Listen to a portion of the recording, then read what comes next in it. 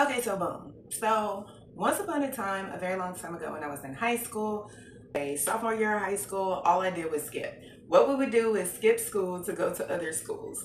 I know, wasn't shit to do in Murfreesboro, Tennessee. But we would go to Nashville and go to schools there. So at this one school in Nashville, this group of kids were like, oh, y'all from Murfreesboro, you're from Murfreesboro, they got Davis Market. And then they started saying a whole bunch of crazy ass shit that just didn't make any sense to me. You gotta pee on a man. It's a bunch of crazy shit. So I'm like, whatever. I don't know what the fuck you're talking about. So fast forward, junior year of high school, I'm going to Holloway High School.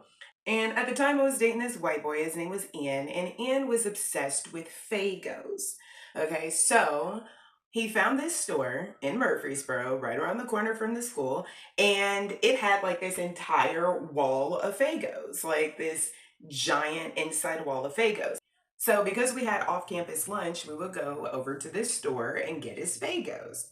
Well, at about my third or fourth trip there, I realized, oh shit, this is the Davis Marketplace. So I was asking him, do you know the story about what's here? And he's like, no. So we asked the cashier, and the cashier was like the owner's niece or something, or his like cousin, or maybe his daughter. I don't know. But Mr. Davis's family member. She was the cashier that day. So we're asking her, hey, what's up with the story here? So she tells us that this is what she tells us, okay?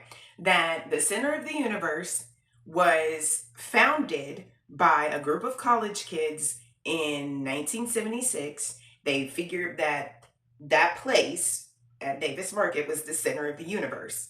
I don't know how they figured it out. I don't know. I don't know. Don't ask me. No one knows.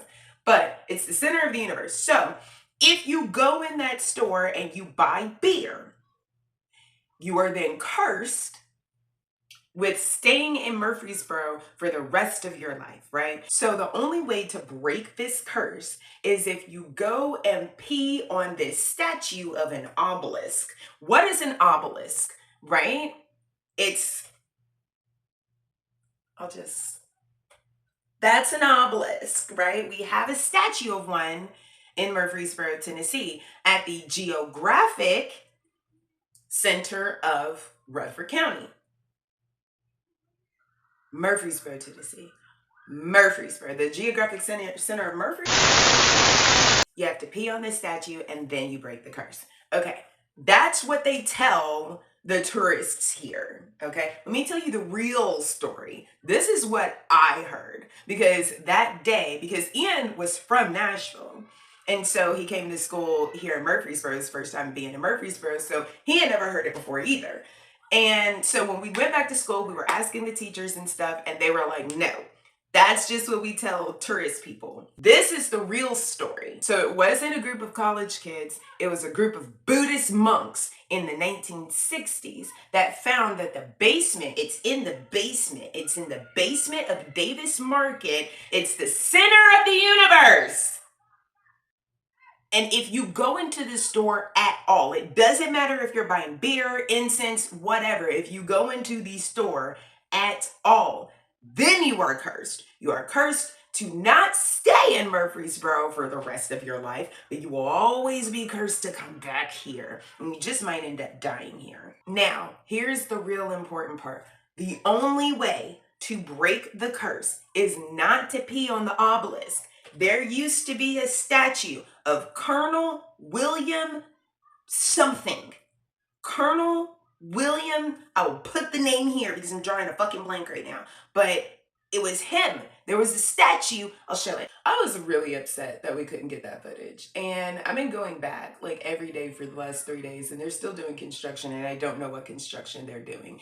Here's the thing. That statue of the Colonel, he's gone. He's been gone since like the early-ish 2000s because they figured out that that's the real way to break the curse. So they took the statue down because Murfreesboro was needing tourists and stuff. And so they were like, yeah, we're going to get these people and we're going to trick them.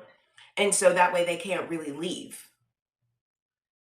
And because the statue isn't there anymore. And I was taking B-roll footage. I know I played it earlier or whatever, but like you see that I didn't go in the store. Now, I'm not saying I pissed on any statues in the early 2000s, but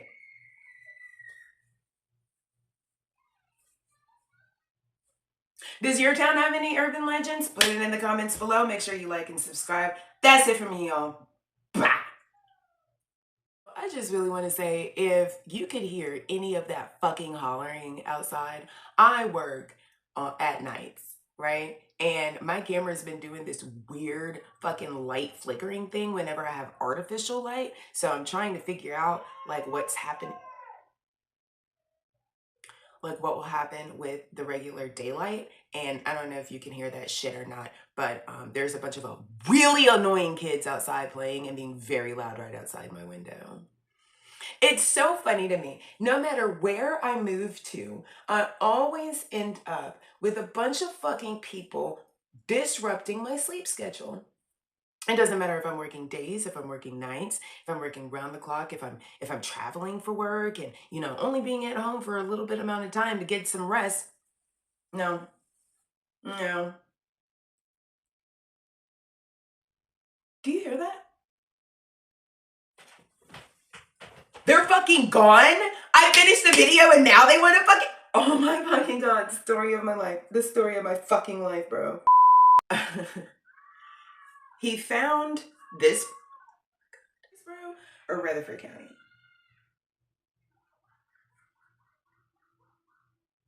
I really wish they would shut the fuck up.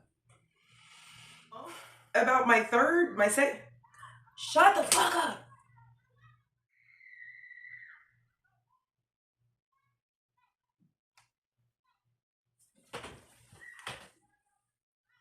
Shut the fuck up!